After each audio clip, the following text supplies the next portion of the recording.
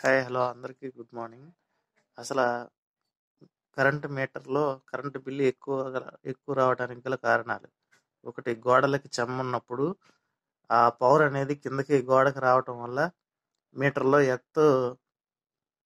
Earth symbol చూపించి current bill ఎక్కువ వస్తుంది. అది మనకు తెలియక ఒక్కోసారి కరెంటు బిల్లు ఎందుకు ఎక్కువ వస్తుందా అని అనుకుంటాము.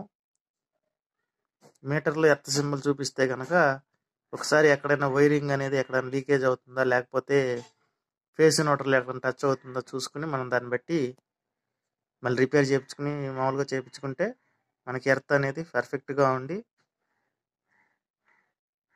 కరెంట్ బిల్ అనేది ఎక్కువ రాదు.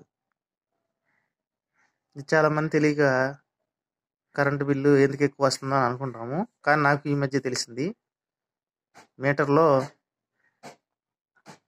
ఎర్త్ సింబల్ చూపిస్తే కనుక ఎక్కడో కరెంటు పవర్ సప్లై కిందకి వెళ్తుందని అర్థం అనమాట. గోడలో చెమ్మ వచ్చినప్పుడు కానీ, ఏదైనా వాటర్ ఫ్లో అయ్యే చోట కరెంట్ లైన్ ఉండడం కానీ ఏదైనా జరిగినప్పుడు ఈ కరెంటు బిల్లు అనేది ఎక్కువ వస్తుంది అనమాట. ఇలా వచ్చినప్పుడు మనం ఆ వైరింగ్ అనేది సరి చేయించుకుని మళ్ళీ నార్మల్ స్థితిలో ఎర్త్ సింబల్ పోతేనే అది కరెంటు బిల్లు అనేది తక్కువ వస్తుంది.